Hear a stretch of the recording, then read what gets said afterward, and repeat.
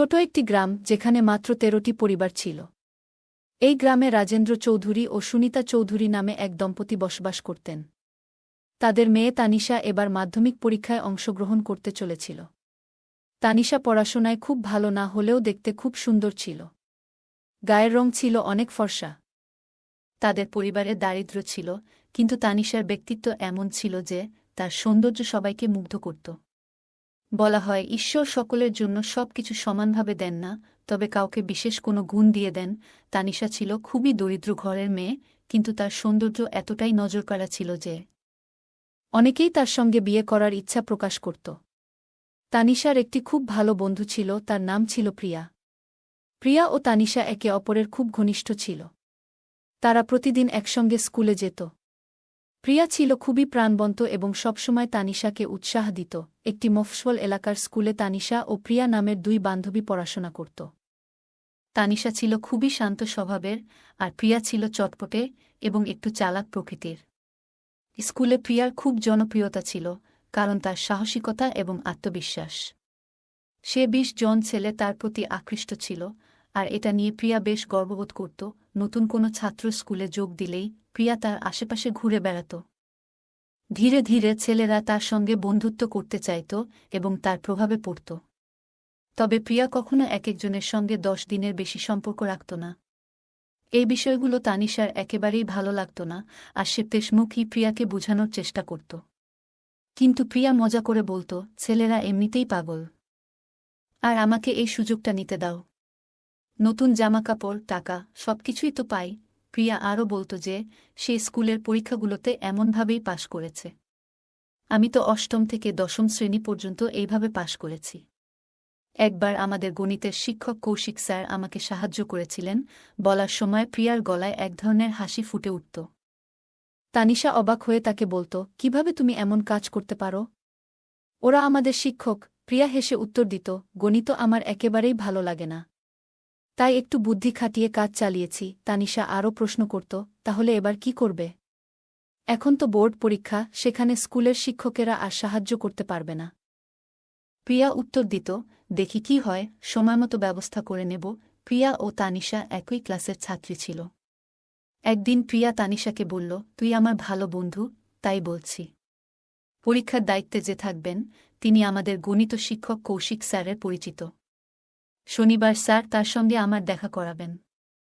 একবার তার সামনে নিজেকে উপস্থাপন করতে পারলে আমি দ্বাদশ শ্রেণী সহজেই পাশ করে যাব। শুধু গণিত নিয়ে একটু টেনশন আছে, বাকি সব আমি সামলে নিতে পারব।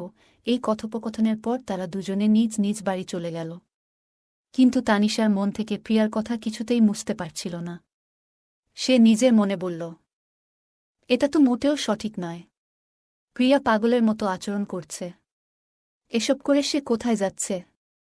আমাদের শিক্ষকেরা এসব ভাবেন কিভাবে? এমন নানা চিন্তা করতে করতে তানিশা ঘুমিয়ে পড়ল। পরের দিন তারা ক্লাসে ছিল। কৌশিক স্যারের ক্লাস শুরু হল। স্যার মাঝে মাঝে প্রিয়ার দিকে তাকাচ্ছিলেন। ক্লাস শেষে স্যার একে একে সবার হোমওয়ার্ক চেক করতে শুরু করলেন। প্রিয়া হোমওয়ার্ক করেনি। যখন সে স্যারের কাছে গেল, তখন স্যার হোমওয়ার্ক চেক করার ভান করে তার খাতায় একটি চিঠি রেখে দিলেন। স্কুল শেষে প্রিয়া চিঠিটি তানিশাকে দেখিয়ে বলল, দেখ, পরীক্ষায় পাস করার রাস্তা পেয়েছি। কাল কৌশিক স্যার আমাকে তার বাড়িতে ডেকেছেন। পরীক্ষার ইনচার্জও সেখানে আসবেন। একবার তার সঙ্গে দেখা করতে পারলেই আমার গণিত নিয়ে আর কোনো টেনশন থাকবে না। তানিশা অবাক হয়ে বলল, প্রিয়া, এসব কেন করছিস? একটু চেষ্টা করে নিজে পড়াশোনা করলেই তো পাশ করতে পারিস। তানিশা তাকে বোঝানোর অনেক চেষ্টা করল, কিন্তু প্রিয়ার ওপর কোনো প্রভাব পড়ল না। উল্টো প্রিয়া বলল, সব ঠিক হয়ে যাবে, দেখিস। কাল তুই আমার সঙ্গে চল। তানিশা কড়া সুরে বলল, আমি আর তোর সঙ্গে যাব না।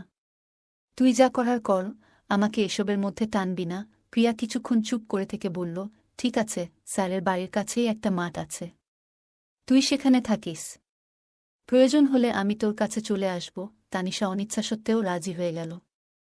এরপর তারা দুজনে নিজেদের বাড়ি ফিরে গেল। শনিবার দুপুরের দিকে প্রিয়া বাড়ি থেকে বেরিয়ে পড়ল। সে তানিশাকে বলেছিল, আমি গণিতের সমস্যার সমাধান করতে যাচ্ছি, তুই আমার জন্য প্রার্থনা কর। তানিশাকে সঙ্গে নিয়ে প্রিয়া বের হল এবং কৌশিক স্যারের বাড়ির পথে চলল। পথে একটি খালি জমির কাছে পৌঁছে প্রিয়া ব্যাগ থেকে মেকআপের সামগ্রী বের করে সাজগোজ করল। এরপর তানিশাকে সেখানে অপেক্ষা করতে বলে স্যারের বাড়ির দিকে রওনা দিল। কৌশিক স্যার প্রিয়াকে দেখে উচ্ছ্বাস প্রকাশ করলেন এবং বললেন, প্রিয়া, তোমার জন্যই তো অপেক্ষা করছিলাম। পরিচিত হও, ইনি অয়ন স্যার। তিনি আমাদের স্কুলের বোর্ড পরীক্ষার চেকার। তোমার গণিতের সমস্যার সমাধান তিনিই করবেন। কৌশিক স্যার হেসে বললেন, প্রিয়া আমাদের সবচেয়ে মেধাবী মেয়ে, তবে গণিতে একটু দুর্বল। অয়ন স্যার, এর জন্য যা যা প্রয়োজন আপনি সব করবেন, তাই না? প্রিয়া লজ্জায় মাথা নাড়ল। অয়ন স্যার তাকে বলেন, দেখো, আজ যা কিছু হবে তা এখানেই শেষ হবে। বাইরের কেউ যেন কিছু না জানে। প্রিয়া বুঝতে পারল যে এখানে তাকে নিজের যোগ্যতা প্রমাণ করার জন্য কিছুটা আপস করতে হবে। কিছুক্ষণ পর স্যারের কথামতো কাজ শেষ হল। প্রিয়া ফিরে এসে বলল, স্যার, আমি কি এখন বাড়ি যেতে পারি? আমার বান্ধবী বাইরে অপেক্ষা করছে। কৌশিক স্যার জিজ্ঞেস করলেন, তোমার বান্ধবী কে? প্রিয়া বলল, তানিশা। স্যার হেসে বললেন, সে তো খুব ভালো মেয়ে, তার কোনো বিশেষ বন্ধু নেই? প্রিয়া বলল, না স্যার, সে এসব বিষয়ে একেবারে আগ্রহী নয়। কৌশিক স্যার বললেন, তাহলে একটা মজার কথা বলি, আমাদের রসায়নের দেশমুখ স্যার তাকে পছন্দ করেন। প্রতিদিন তার নাম নিয়ে কথা বলেন। তাকে জানিয়ে দিও সে যেন একটু খেয়াল রাখে। প্রিয়া মাথা নেড়ে রাজি হল এবং চলে গেল। বাইরে এসে প্রিয়া তানিশার দিকে তাকিয়ে বলল, চল, বাড়ি ফিরে যাই। তানিশা অবাক হয়ে শুধুই তাকিয়েছিল, কিছু বলল না। কৌশিক স্যারের বাড়ি থেকে বের হওয়ার পর প্রিয়া ভাবতে লাগল, তানিশাকে কি সব জানানো উচিত হবে। ও মনে মনে বলল, তানিশার তো সবকিছু নিয়ে মজা লুটে যাওয়ার স্বভাব। তবে ওরও তো রসায়নের সমস্যা হচ্ছে। একবার যদি তাকে সুযোগ করে দিই, তবে ওরও উপকার হবে। ধীরে ধীরে প্রিয়া তানিশার কাছে এল। তাকে দেখে তানিশা হেসে বলল, কি রে প্রিয়া, বড়সড় নিবন্ধ লিখতে হলো নাকি? নাকি স্যারকে পুরো একটা গল্প লিখে দিয়ে এলি? প্রিয়া একটু রেগে গিয়ে বলল, তুই মজা নিচ্ছিস না? এত হাসির কি আছে? তানিশা তখন বলল, আচ্ছা আচ্ছা, রাগ করিস না। এবার বল, কি হল? প্রিয়া হালকা হাসি দিয়ে বলল, আজ তো অনেক বড় নিবন্ধ লিখে এলাম। তবে কৌশিক স্যার না, অয়ন স্যার বেশ কঠোর মানুষ। তবে তিনি ভালো। একটু কড়া, কিন্তু খারাপ লাগেনি। আর হ্যাঁ, তোর জন্য একটা চমক আছে। তানিশা অবাক হয়ে বলল, চমক? কি রে, এত উচ্ছ্বাস কেন? প্রিয়া মজা করে বলল, ধীরে ধীরে বলব। তবে আগে বল, তুই এত উৎসাহিত কেন? তানিশা হাসতে হাসতে বলল, তুই যা বলছিস তা শোনার পর মনে হচ্ছে পুরো গল্পটাই খুব মজার। তবে কৌশিক স্যার কি ওখানে ছিলেন? প্রিয়া হেসে বলল, তুইও পাগল। সবকিছু কি জানতেই হবে তোকে? তানিশা একটু থেমে বলল, তোর কথা শুনে মনে হচ্ছে তুই একটু সমস্যায় পড়েছিস। তবে বল, সব ঠিক আছে তো? প্রিয়া বলল, ও একটা কথা বলি, একবার তুইও অভিজ্ঞতা নিয়ে দেখ, তখন সব বুঝবি। তানিশা মাথা নেড়ে বলল, আমার মতো একজন সাধারণ মেয়েকে দেখবে কে? তুই যা বলছিস তাতে আমার তো কিছু হবে না। প্রিয়া মুচকি হেসে বলল, তুই সাধারণ হতে পারিস, কিন্তু তাদের চোখে তা নয়। এসব মানুষ আসলে মজা নেয়। তানিশা একটু রেগে বলল, আচ্ছা চুপ কর। আজ তোর অনেক কথা শুনলাম। তুই এখনও স্বপ্নে আছিস? প্রিয়া হেসে বলল, হ্যাঁ রে, স্বপ্নেই আছি। তবে অয়ন স্যার আমাকে অনেক কাজ দিয়েছেন। কৌশিক স্যারের থেকেও বেশি। তানিশা বলল, তাহলে তো এবার তুই 12 শ্রেণী পার করেই যাবি। তানিশা একটু চিন্তিত মুখে বলল, প্রিয়া, তুই বলছিস তুই সহজে পাশ করে যাবি, কিন্তু কিভাবে করলি এটা? আমি তো খুব চিন্তায় আছি। প্রিয়া হাসতে হাসতে বলল, তুই এত চিন্তা করছিস কেন? আমি তো বললাম, আমার একটা উপায় আছে। তানিশা অবাক হয়ে বলল, কি উপায়? বলো, আমি রসায়নে পাশ করতে পারবো কি না সেটাই বড় চিন্তা। প্রিয়া একটু মুচকি হেসে বলল, কৌশিক স্যার বলছিলেন যে আমাদের রসায়নের দেশমুখ স্যার তোকে নিয়ে কথা বলছিলেন। তানিশা চমকে উঠে বলল, কি? কৌশিক স্যার এমন বলছেন? কেন? প্রিয়া হেসে উত্তর দিল, হ্যাঁ, স্যার নিজেই বললেন। দেশমুখ স্যার নাকি তোর পড়াশোনার দিক থেকে বেশ আগ্রহী। তানিশা চিন্তিত মুখে বলল, আমারও মনে হচ্ছিল দেশমুখ স্যার আমাকে লক্ষ্য করছে। কয়েকবার তো আমাকে আলাদা করে কথা বলার চেষ্টা করেছে। প্রিয়া মজা করে বলল, তাহলে যা, তার সঙ্গে কথা বল। আর একবার যদি তিনি সাহায্য করেন তাহলে তুইও পাশ করে যাবি। তানিশা একটু বিরক্ত হয়ে বলল, কিন্তু ৪৫ বছরের একটা মানুষকে কিভাবে বিশ্বাস করব? এটা কি ঠিক হবে? প্রিয়া সহজভাবে বলল, দেখ, অভিজ্ঞ লোকেরা এমনটাই করে। তবে তুই নিজেই সিদ্ধান্ত নে। তানিশা বলল, কিন্তু এসব ঠিক বলে মনে হচ্ছে না। প্রিয়া মাথা নেড়ে বলল, দেখ তানিশা, তুই যদি পাশ করতে না পারিস তাহলে কি আবার মাধ্যমিক শ্রেণীতে বসতে চাইবি?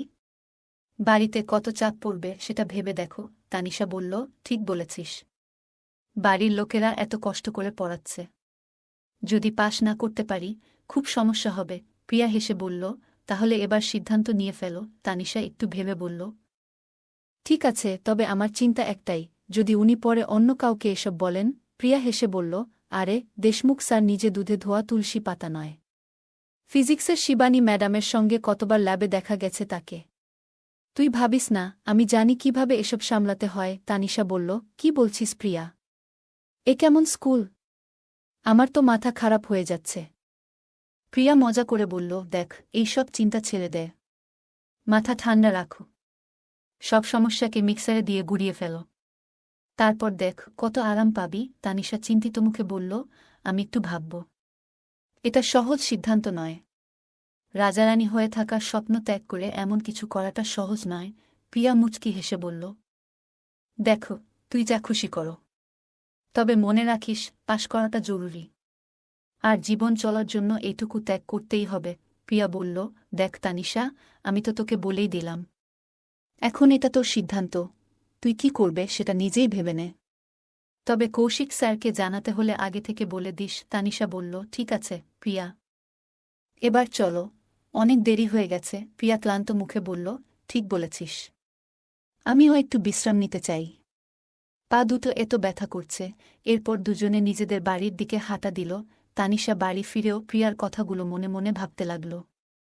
নিজের ঘরের আয়নার সামনে দাঁড়িয়ে নিজের প্রতিচ্ছবি দেখে সে ভাবল, আমি কি সত্যিই এতটা বিশেষ? দেশমুখ স্যার যদি সত্যিই আমার প্রতি আগ্রহী হন, তাহলে কেন? প্রিয়ার কথাগুলো কি সত্যি হতে পারে? তার মনে অসংখ্য প্রশ্ন জেগে উঠল।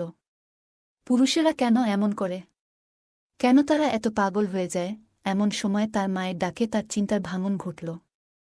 তানিশা, এত রাতে কি করছিস? এখনো ঘুমাসনি? তার বাবা পাশ থেকে বললেন, তুমি কেন এত কথা বলছ? মেয়েটা হয়তো ঘুমিয়েই পড়েছে, আমি একবার দেখে আসি। তানিশা যা কিছু শুনছিল তাড়াতাড়ি চোখ বন্ধ করে ঘুমানোর ভান করল। তার বাবা দরজার কাছে এসে ফিসফিস করে বললেন, আমি তো বলেছিলাম ওকে ঘুমাতে দাও।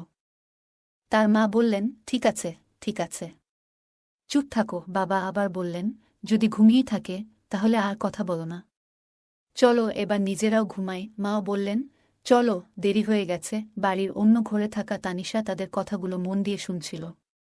দরজার ফাঁকা জায়গা দিয়ে এক ঝলক দেখার চেষ্টা করল, কিন্তু এই মুহূর্তে তার নিজের ভাবনাগুলো এত জটিল হয়ে উঠেছিল যে সে সেগুলো পরিষ্কার করতে পারছিল না। সে ভাবল, জীবন এত কঠিন কেন? সবকিছু এত গোলমেলে কেন? তানিশা তার পড়ার ঘরে বসে বইয়ের পাতা উল্টাচ্ছিল, কিন্তু মন যেন কোথাও নেই। পাশের ঘরে মা বাবার কথোপকথন তার কানে আসছিল। বাবা বলছিলেন, কতদিন হয়ে গেল, ঠিক করে কথা বলার সময়ও পাই না। মা একটু বিরক্ত হয়ে উত্তর দিলেন, তোমার দায়িত্ব তো তানিশার পড়াশোনায়, এখনই যত্ন নাও, পরে হয়তো সময় পাবে না। মেয়েটা বড় হয়ে গেছে, আমাদের কথাগুলো সে শুনলে কি ভাববে? এই কথাগুলো শুনে তানিশা থমকে গেল। তার বুক কাঁপছিল আর মুখ দিয়ে যেন শব্দ বেরোচ্ছিল না। প্রথমবার সে মা বাবার কথায় এমন কিছু শুনল যা তাকে অস্বস্তিতে ফেলে দিল। বাবা বললেন, মেয়েটা স্কুল থেকে ফিরে এত ক্লান্ত যে এখন ঘুমাচ্ছে, আর তাকে যদি এখন জাগিয়ে তুলি তাহলে রাতভর জেগে থাকতে হবে। তানিশার মনে পড়ল, তার বান্ধবী প্রিয়া একদিন বলেছিল, সব মানুষই একটু পাগল, কিন্তু দায়িত্ব এলে সবাই ঠিক হয়ে যায়। এই কথার সত্যতা যেন তানিশা তার বাবা মায়ের আচরণে অনুভব করল। বাবা আবার বললেন, তানিশা 12 শ্রেণী পাশ করলেই তার বিয়ের কথা ভাবব, তারপর আমাদের একটা বড় দায়িত্ব শেষ হবে। এই কথা শুনে তানিশার মনে চাপা দুশ্চিন্তা জমা হতে থাকল। তার জন্য পড়াশোনা খুব গুরুত্বপূর্ণ। তার বাবা জমিদারের কাছ থেকে ধার নিয়ে তাকে পড়াচ্ছেন, 12 শ্রেণী পাস না করলে কি হবে? সেই চিন্তায় তানিশার রাতে ঘুমই এল না। পরদিন সকালে স্কুল যাওয়ার পথে প্রিয়ার সঙ্গে দেখা হল। তানিশা বলল, সকালবেলা বাবা-মা কথা বলছিলেন, যদি আমি 12 শ্রেণী পাশ করি তাহলে আমার বিয়ে দিয়ে দায়িত্ব শেষ করবেন। প্রিয়া হেসে বলল, এটা তো ভালো কথা, পড়াশোনা শেষ করো আর বিয়ের পর নিশ্চিন্ত থাকো। কিন্তু তানিশা বিরক্ত হয়ে বলল, ভালো কি? আমার তো কেমিস্ট্রির ভয় লাগছে। এই বিষয়টা পাশ করা আমার কাছে এক দুঃস্বপ্নের মতো। তানিশা জানত তাকে কঠিন পরিশ্রম করতে হবে। মন শক্ত করে সে ঠিক করল, এখন সময় নষ্ট না করে পড়াশোনায় মনোযোগ দেবে। কারণ তার ভবিষ্যৎ শুধুমাত্র তার নিজের হাতেই। সকালবেলা তানিশা আর প্রিয়া স্কুলের দিকে হাঁটছিল। তানিশার মুখে চিন্তার ছাপ স্পষ্ট। প্রিয়া বলল, কি ব্যাপার তানিশা? এত চিন্তিত কেন? তানিশা বলল, আমি কেমিস্ট্রিতে খুব পিছিয়ে আছি। যদি 12 শ্রেণী পাস না করতে পারি তাহলে বাবা মার স্বপ্ন ভেঙে যাবে। বাবা তো জমিদারের কাছ থেকে ধার নিয়ে আমাকে পড়াচ্ছেন। এই কথা শুনে প্রিয়া একটু হাসল। সে বলল, তুই কি জানিস, আমি তোকে আগেই একটা উপায় বলে দিয়েছি। সবকিছু এখন তোর হাতেই। তানিশা দৃঢ়তার সঙ্গে বলল, হ্যাঁ, তাই আমি একটা সিদ্ধান্ত নিয়েছি। কি সিদ্ধান্ত? প্রিয়া কৌতূহল নিয়ে জানতে চাইল। তানিশা বলল, আমি দেশমুখ স্যারকে সাহায্যের জন্য বলবো। তিনি খুব ভালো পড়ান, আর তার সাহায্য পেলে আমি অবশ্যই কেমিস্ট্রি পরীক্ষায় ভালো করব। প্রিয়া চমকে উঠে বলল, তুই সাহস করে সিদ্ধান্ত নিয়েছিস, সেটাই বড় কথা। ঠিক আছে, আমি আজকেই দেশমুখ স্যারের সঙ্গে কথা বলবো। দয়া করে দ্রুত কথা বলিস। আমার অনেক চাপ। তানিশা উদ্বিগ্ন মুখে বলল। প্রিয়া হেসে বলল, তুই ঠিকই পারবি। তোর শুধু মন দিয়ে চেষ্টা করা দরকার। আর একটা কথা মনে রাখিস, জীবনে কিছু পেতে হলে পরিশ্রম তো করতেই হবে। তানিশা বলল, ঠিক আছে, এখন তোর এই ডায়লগ বন্ধ করো। চল স্কুলে যাই। স্কুলে পৌঁছে প্রিয়া দেশমুখ স্যারের সঙ্গে দেখা করল। স্যার তার চেম্বারে ছিলেন। প্রিয়া ঢুকে বলল, স্যার, আপনার কাছে একটা ভালো খবর আছে। দেশমুখ স্যার বললেন, কি ভালো খবর, বলো। প্রিয়া উত্তেজিত হয়ে বলল, স্যার, তানিশা আপনার গাইডেন্স নিতে প্রস্তুত। আপনি ওকে কেমিস্ট্রিতে সাহায্য করলে ও নিশ্চয়ই পাশ করবে। দেশমুখ স্যার খুশি হয়ে বললেন, এটা খুব ভালো খবর। আমি অবশ্যই তানিশাকে সাহায্য করব। তোমার চেষ্টা সফল হয়েছে। তানিশা অবশ্যই ভালো করবে। প্রিয়া হাসতে হাসতে বলল, ধন্যবাদ স্যার।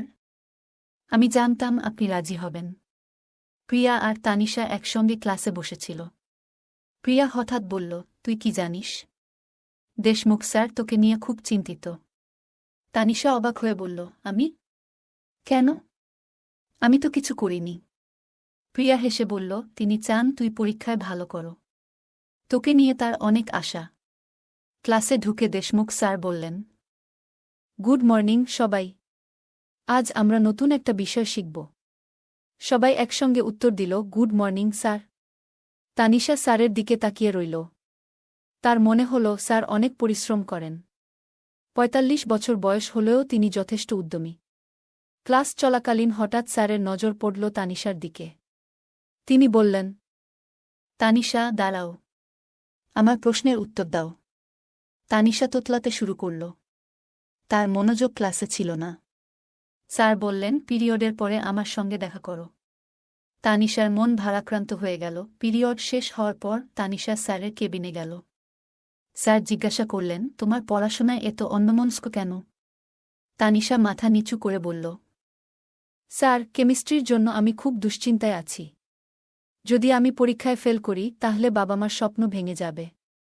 স্যার একটু হেসে বললেন, ঠিক আছে, আমি তোমার দায়িত্ব নিচ্ছি। কিন্তু তোমাকে খুব পরিশ্রম করতে হবে। তানিশা আশ্বস্ত হয়ে বলল, আমি প্রস্তুত স্যার। আমি যা কিছু করতে প্রস্তুত। স্যার বললেন, তাহলে আগামীকাল থেকে বাড়তি ক্লাস শুরু করব। সময় ঠিক করে বলবো। তানিশা স্যারের প্রতি কৃতজ্ঞতা জানিয়ে ক্লাসে ফিরে এলো। ক্লাসে ফিরে প্রিয়া জানতে চাইল, কি বলল স্যার? তানিশা হাসতে হাসতে বলল, তিনি আমার সাহায্য করবেন। এখন থেকে আমাকে আরও বেশি মনোযোগী হতে হবে।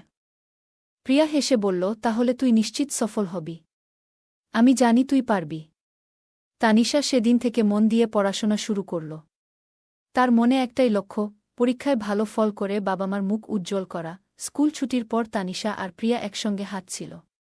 তানিশা একটু চিন্তিত মুখে বলল, প্রিয়া, কাল যে ফার্ম হাউসে যেতে হবে, এটা নিয়ে আমি খুব নার্ভাস লাগছে। প্রিয়া হেসে বলল, তুই এত চিন্তা করছিস কেন? সব ঠিক হবে। আর কিছুই তো করতে হবে না, শুধু স্যারের কথা মন দিয়ে শুনবি। তুই কি আমার সঙ্গে যাবি? তানিশা জিজ্ঞাসা করল। দেখো, তুই যদি চাস, আমি দেশমুখ স্যারের সঙ্গে কথা বলব। তিনি রাজি হলেই দেশমুখ স্যারও রাজি হয়ে যাবেন, প্রিয়া আশ্বস্ত করল। তানিশা একটু হাসল। ঠিক আছে। তবে জানিস, আমি এখনও একটু ভয় পাচ্ছি। কিন্তু তুই যা বলছিস সেটা ঠিক। প্রিয়া আবার হেসে বলল, তুই দুশ্চিন্তা করিস না। আজ রাতে ঠিকমতো ঘুমাস। কাল সকালে উঠে তৈরি হয়ে নিস। আমাদের ফার্ম হাউসে যেতে হবে। তানিশা মজা করে বলল, তুই এই বিষয়ে একেবারে পিএইচডি করে বসে আছিস মনে হয়। প্রিয়া গর্বের সঙ্গে বলল, তাই তো। এত অভিজ্ঞতা কি এমনি এমনি হয়েছে? এই মজার কথার মাঝেই তারা বাড়ির পথে রওনা দিল। তানিশা বাড়ি ফিরে নিজের কাজগুলো তাড়াতাড়ি শেষ করল। রান্নাবান্না সেরে, বাসন ধুয়ে একেবারে গুছিয়ে শুয়ে পড়ল। সকালে তানিশা খুব ভোরে উঠল। নিজের সমস্ত কাজ শেষ করে ফ্রেশ হয়ে মনে মনে বলল, আজ একটা নতুন দিন। নিজেকে প্রমাণ করার দিন। সে প্রিয়ার বাড়ির দিকে গেল। সেখানে পৌঁছে দরজায় ধাক্কা দিতে দিতে চিৎকার করে বলল, প্রিয়া, তাড়াতাড়ি কর, আমরা দেরি করে ফেলছি। প্রিয়া ঘুম জড়ানো গলায় বলল, তুই এত সকালে এখানে? ঠিক আছে, দাঁড়া, আমি আসছি। তারা দুজন একসঙ্গে স্কুলের দিকে রওনা দিল। স্কুলের সামনে পৌঁছে প্রিয়া বলল, তুই এখানে একটু দাঁড়া, আমি দেশমুখ স্যারের সঙ্গে দেখা করে আসি। কিছুক্ষণ পরে প্রিয়া ফিরে এসে জানাল, সব ঠিক হয়ে গেছে। আমার সেই স্যার আর দেশমুখ স্যার দুজনেই আসছেন। কৌশিক স্যার, দেশমুখ স্যার আর প্রিয়া গাড়িতে উঠল।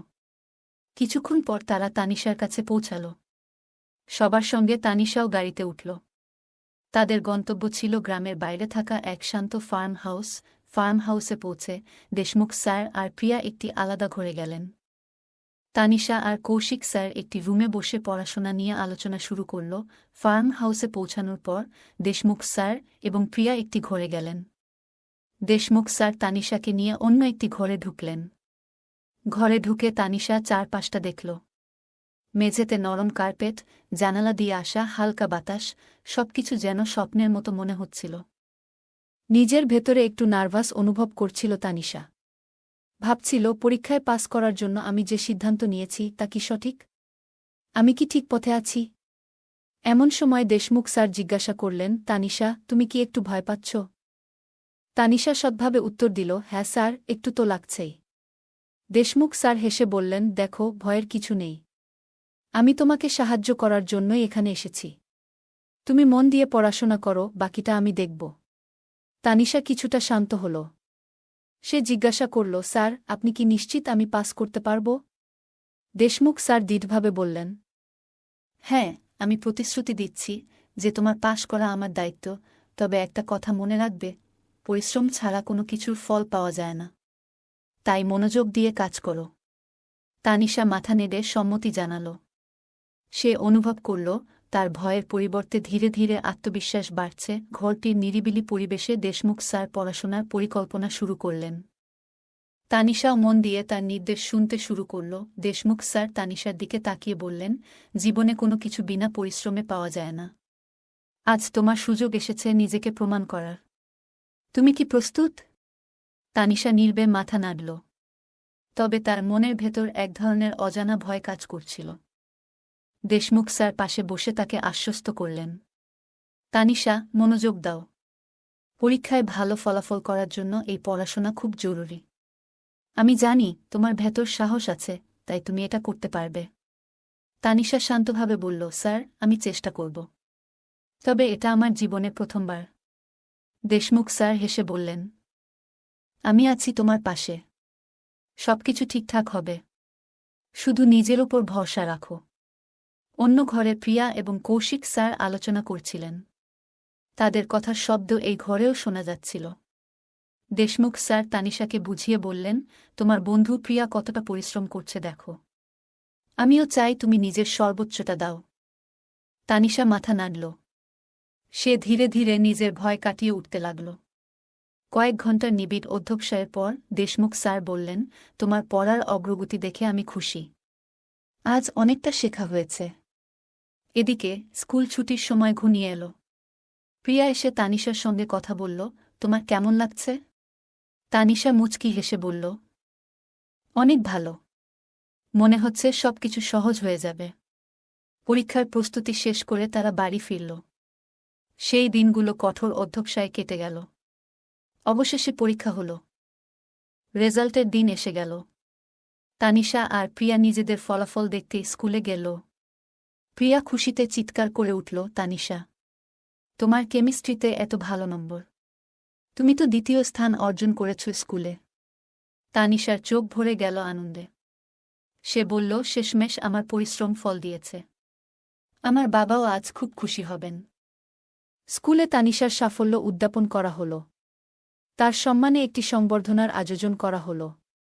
দিনগুলো ধীরে ধীরে কেটে যাচ্ছিল। তানিশার পরিবার তার ভবিষ্যতের জন্য স্বপ্ন দেখছিল, কিন্তু জীবনের পথে বাধা আসা স্বাভাবিক। গ্রামের জমিদার প্রতাপ সিংহ, যার কাছ থেকে তানিশার বাবা ঋণ নিয়েছিলেন, এক নতুন সমস্যার সৃষ্টি করলেন। তানিশা এবং তার পরিবারকে এখন সেই চ্যালেঞ্জ মোকাবিলা করতে হবে। তানিশার বাবা, রাজেন্দ্র চৌধুরী, নিজের মেয়ের পড়াশোনার খরচ চালানোর জন্য গ্রামের জমিদার প্রতাপ সিংহের কাছ থেকে ঋণ নিয়েছিলেন। যদিও ঋণের একটা বড় অংশ ইতিমধ্যেই শোধ করা হয়েছিল, জমিদার প্রতাপ সিংহ তাতে চক্রবৃদ্ধি সুদ চাপিয়ে দেন। সুদের এই ভার মেটানো রাজেন্দ্র চৌধুরীর পক্ষে অসম্ভব হয়ে দাঁড়ায়। জমিদার এবার রাজেন্দ্র চৌধুরীর ওপর চাপ সৃষ্টি করতে শুরু করল। একদিন তাকে নিজের বাড়িতে ডেকে অপমান করল এবং শারীরিকভাবে হেনস্থা করল। এই ঘটনায় রাজেন্দ্র চৌধুরী আরও অসহায় হয়ে পড়েন। তানিশা এইসব দেখে ভেঙে পড়ে, কিন্তু সে তখন কিছুই করতে পারছিল না। কিছুদিন পরে তানিশা তার পুরনো বন্ধু প্রিয়ার সাথে দেখা করতে যায়। অনেকদিন পর দেখা হওয়ায় প্রিয়া তানিশার মুখ দেখে জিজ্ঞাসা করল, কি হয়েছে রে তানিশা? এত মলিন দেখাচ্ছে কেন তোকে? তানিশা দীর্ঘশ্বাস ফেলে বলল, কি বলব রে প্রিয়া, আমাদের বাড়ির অবস্থা খুব খারাপ। বাবার কষ্ট দেখে আমার সহ্য হচ্ছে না। প্রিয়া চিন্তিত হয়ে জিজ্ঞাসা করল, কি হয়েছে বল। কি জানি, হয়তো আমি কোনো সাহায্য করতে পারি। তানিশা বলল, তুই জানিস, আমার বাবা আমার পড়াশোনার জন্য ঋণ নিয়েছিল, কিন্তু সেই ঋণ এখন এত বেড়ে গেছে যে শোধ করা সম্ভব হচ্ছে না। জমিদার বাবাকে অপমান করেছে এবং মারধরও করেছে। এই কথা শুনে প্রিয়ার চোখ বড় হয়ে গেল। সে জিজ্ঞেস করল, জমিদারের নাম কি বললি? কে এই ব্যক্তি? তানিশা উত্তর দিল, তার নাম প্রতাপ সিংহ। গ্রামের সবাই বলে সে খুব নিষ্ঠুর। প্রিয়া বলল, আমি তার ছেলেকে চিনতাম, তবে বাবা ছেলে দুজনেই একই রকম। আমি শুনেছি এই জমিদার অনেকের কাছ থেকে এভাবে জমি কেড়ে নিয়েছে। যারা ঋণ শোধ করতে পারে না, তাদের বাড়ির মেয়েদের নিজের বাড়িতে কাজ করতে বাধ্য করে। তানিশা হতবাক হয়ে বলল, এটা কতটা ভয়ঙ্কর প্রিয়া? তুই কিভাবে এত কিছু জানিস? প্রিয়া বলল, আমার পিসি কমলাও একসময় তার এখানে কাজ করত। তিনিও প্রতাপ সিংহের ঋণের ফাঁদে পড়েছিলেন।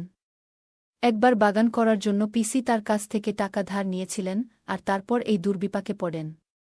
তানিশা বলল, তোর পিসি এত সৎ আর সরল, উনি কিভাবে ফাঁসলেন?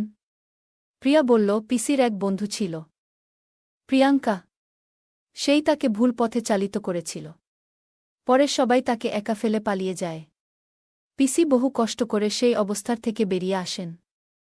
এই কথা শুনে তানিশা বলল, পুরুষদের এই সমাজ আমাদের এত সমস্যায় ফেলে দেয় প্রিয়া। কি ভয়ঙ্কর অবস্থা আমাদের। তানিশা দীর্ঘশ্বাস ফেলে বলল, বুঝলি প্রিয়া, বাবার ঋণের চাপ আর সহ্য করতে পারছি না। আমাদের কিছু একটা করতে হবে। প্রিয়া পরামর্শ দিল, তুই কাজ শুরু করো, এতে কিছুটা সাহায্য হবে। তানিশা মাথা নিচু করে বলল, বাবা আমাকে কাজ করতে দেবে না। প্রিয়া জিজ্ঞাসা করল, তাহলে কি করবি? তানিশা দৃঢ়স্বরে বলল, আমি জমিদারের কাছে যাব। প্রিয়া চমকে উঠল, তুই পাগল? জমিদার প্রতাপ সিংহ খুবই ভয়ঙ্কর। তানিশা বলল, ঝুঁকি তো নিতেই হবে। বাবার জন্য সব করতে পারি। সেদিন রাতে প্রিয়াকে নিয়ে জমিদারের বাড়িতে পৌঁছাল তানিশা। সাহস করে প্রাসাদের ভেতরে ঢুকল। গম্ভীর কণ্ঠে জমিদার জিজ্ঞাসা করল, কেন এসেছ? তানিশা বলল, বাবার ঋণের বিষয়ে কথা বলতে। কিছুটা ছাড় চাই। জমিদার হেসে বলল, তোমার বাবার জন্য ছাড় দেব কেন? তানিশা দৃঢ়স্বরে বলল, আমি কাজ করতে রাজি, তবে আমাদের ঋণ মাফ করতে হবে। জমিদার বলল, তোমার সাহস আছে। আমি তোমার পরিবারকে ঋণমুক্ত করব, তবে আমার শর্তে কাজ করতে হবে। তানিশা প্রাসাদ থেকে বেরিয়ে প্রিয়াকে সব জানাল। প্রিয়া বলল, তুই বড় ঝুঁকি নিচ্ছিস। তবে আমি তোর পাশে আছি। তানিশা বলল, বাবার জন্য এটা করতেই হবে। রাতের খাবার শেষ করার পর দুজন একসাথে বেরোল। পরিকল্পনা অনুযায়ী প্রিয়া ফোনে রমনের সাথে কথা বলল এবং তাকে আমবাগানে নিয়ে গেল। এর মধ্যে তানিশা জমিদারের বাড়ির পেছনের দরজা দিয়ে ভেতরে ঢুকে পড়ল। বাড়ির পরিবেশ ছিল নিস্তব্ধ। তানিশা ভেতরে গিয়ে জোরে ডাকল, মালিক। জমিদার ঘরের ভেতর থেকে বলল, এসো তানিশা, তোমারই জন্য অপেক্ষা করছিলাম। তানিশা ঘরে ঢুকে বলল, মালিক, আমি আমার বাবার ঋণের বিষয়ে কথা বলতে এসেছি। আমার একটাই অনুরোধ, দয়া করে আমাদের ঋণ মাফ করে দিন। জমিদার কিছুক্ষণ চুপ করে থেকে বলল, আমি টাকা বা সোনা চাই।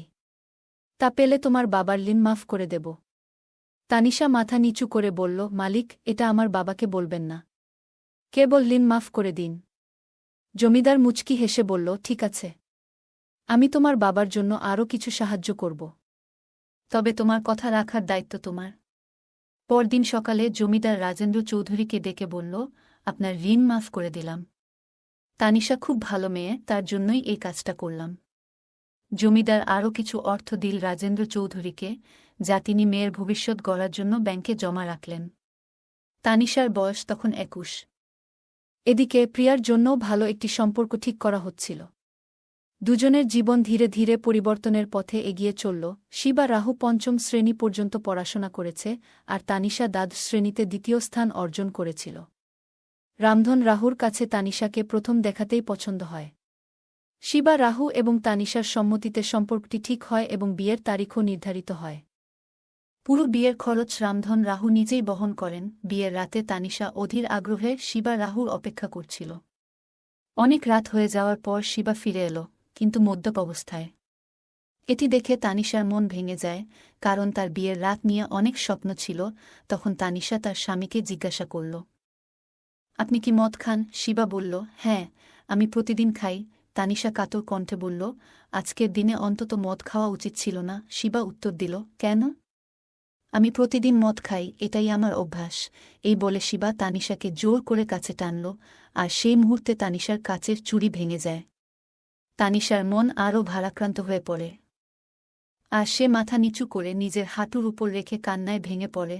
তখন তার মনে হতে লাগল, আমি কেন এই শিবা রাহুকে বিয়ে করলাম? এটা কি মানুষ নাকি পশু?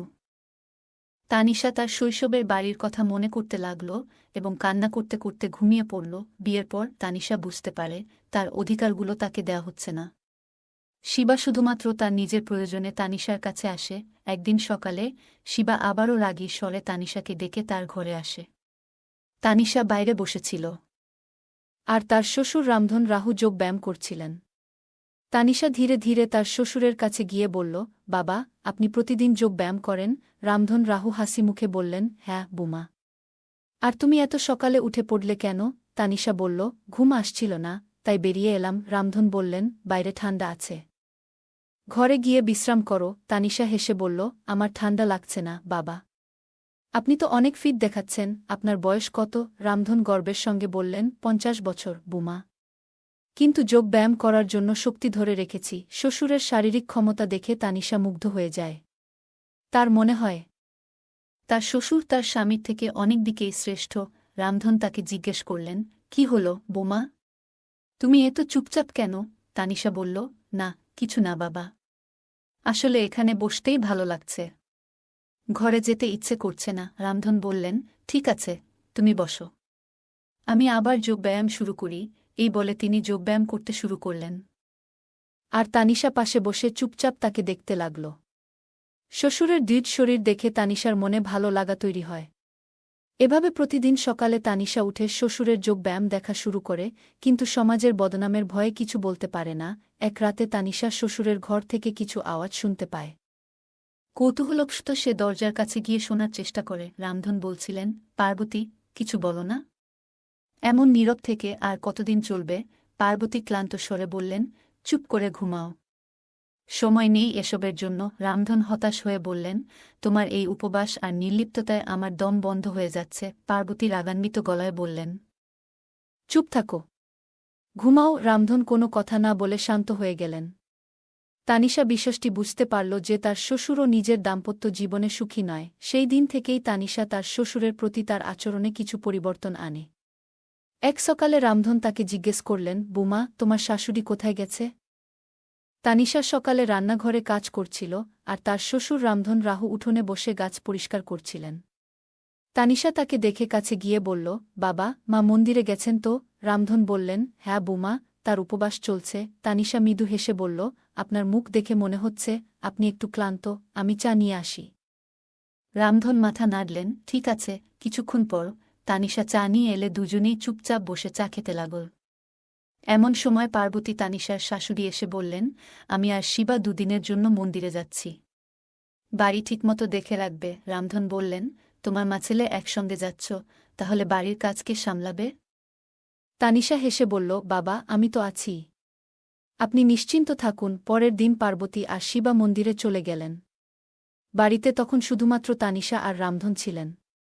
তানিশা সকালের কাজ সেরে রামধনের জন্য ফল ও জল নিয়ে এল।